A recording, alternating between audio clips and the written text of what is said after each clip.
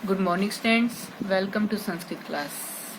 Yes बच्चे, आपने chapter 13 की रीडिंग कर ली होगी बेटा, और आज हम करते हैं चैप्टर 13 की एक्सरसाइज। सो अब please open your Sanskrit book, page number 97।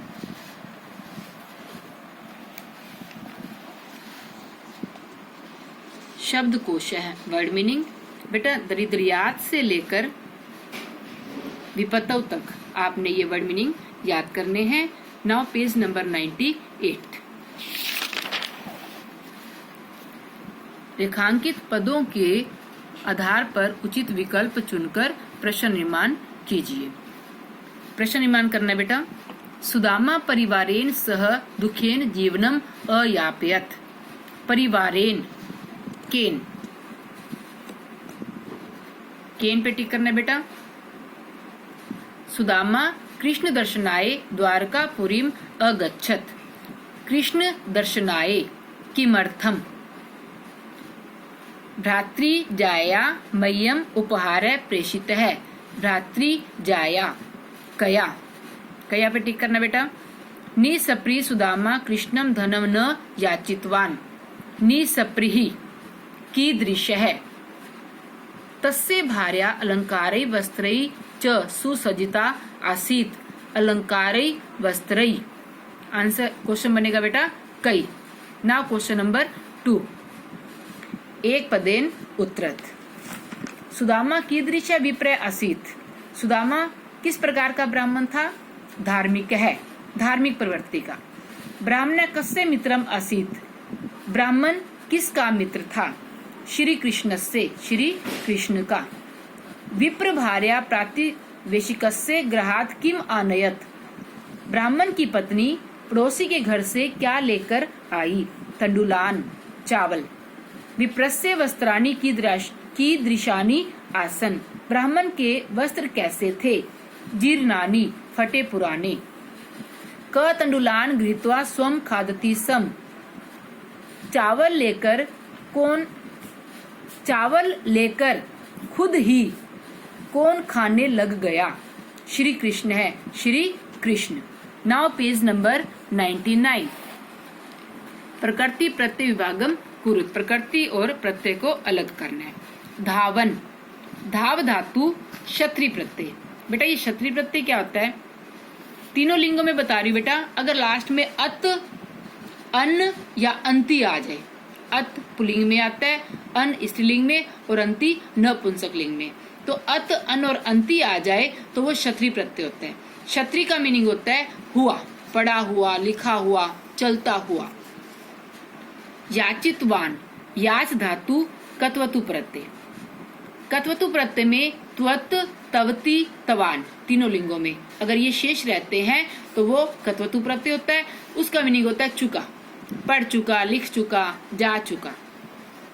आगत्ते, आ धातु गम, आ उपसर्ग गम धातु लेप प्रत्यय। लेप प्रत्यय मैंने बेटा आपको पहले भी बताया है कि लास्ट में य रह जाए तो वो लेप प्रत्यय होता है, और लेप का मीनिंग होता है करके।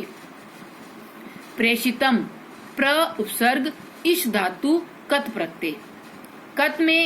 कत प्रत्यय में अगर त, ता या तम लास्ट में रह जाते हैं तो वो कत प्रत्यय होता है। इसका मीनिंग भी हुआ, मतलब कि क्षत्रि का मीनिंग भी हुआ और कत का मीनिंग भी हुआ। तो पहचान क्या है इनकी? क्षत्रि वर्तमान काल में होता है और जो कत होता है वो भूतकाल में। उषित्वा, वस धातु कत्वा प्रत्यय। कत्वा जब तवा शेष रह जाता है और उसका मीनिंग होता है करके। Now question number 5। शुद्ध संस्कृत पर्याय को टिक वाले चिन्ह से चिन्हित करना है। महल, प्रासादम। ब्राह्मण, विप्र है, आंखों से, नेत्राभ्याम। पत्नी, भार्या। लक्ष्मी, श्री। Now question 6। अधोलिखित पदों को उनके विपरीतार्थक पदों से मिलाइए। दरिद्र है, धनिक है, धार्मिक है, अधार्मिक है। प्रचुरम, न्यूनम। अनिच्छन, इच्छन। प्रासाद, कुटीर है। Now page number 100।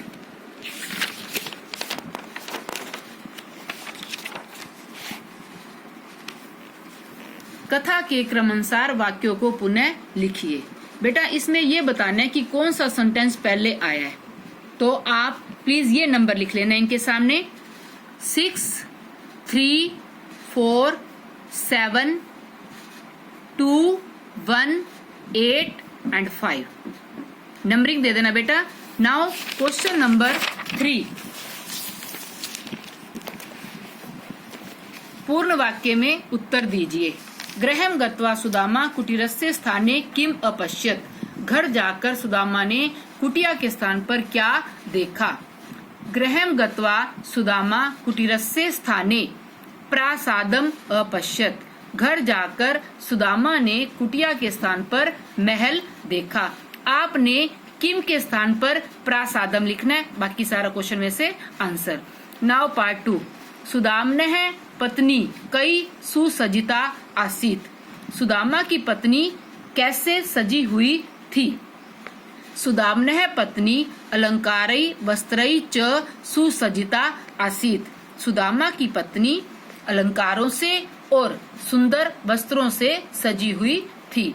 समित्रस्य दुर्दशा दृष्ट्वा श्रीकृष्णस्य नेत्राभ्याम किम अपतन। अपने मित्र की बुरी हालत को देखकर श्री कृष्ण के नेत्रों से क्या गिरे। समित्रस्य दुर्दशाम दृष्ट्वा श्री कृष्णस्य नेत्राभ्याम अश्रुनि अपतन। अपने मित्र की बुरी हालत को देखकर श्री कृष्ण के नेत्रों से आंसू गिरे। आपने किम के स्थान पर अश्रुनि लिखना है, बाकी सारा क्वेश्चन में से आंसर। सुदाम्नः पत्नी तम किम अनुरोधम अकरोत। सुदामा की पत्नी ने उन्हें क्या अनुरोध किया। मीन्स सुदामा की पत्नी ने सुदामा को क्या कहा। सुदाम्नः पत्नी तम अनुरोधयत। सुदामा की पत्नी ने उनसे अनुरोध किया। विप्र साक्षात श्रीपति श्री कृष्ण तव सखा। ब्राह्मण साक्षात लक्ष्मीपति श्री कृष्ण तुम्हारे मित्र हैं। तत् कथम भवान तम किंचित धनम न याचते। तो आप उनसे कुछ धन क्यों नहीं मांगते। क सन्मित्रम भवति। अच्छा मित्र कौन होता है। य विपतौ मित्रस्य दुखानि नाशयितुं प्रयतते। जो मित्र के दुखों को दूर करने का प्रयत्न करता है। स एव सन्मित्रम भवति। वही सच्चा मित्र होता है।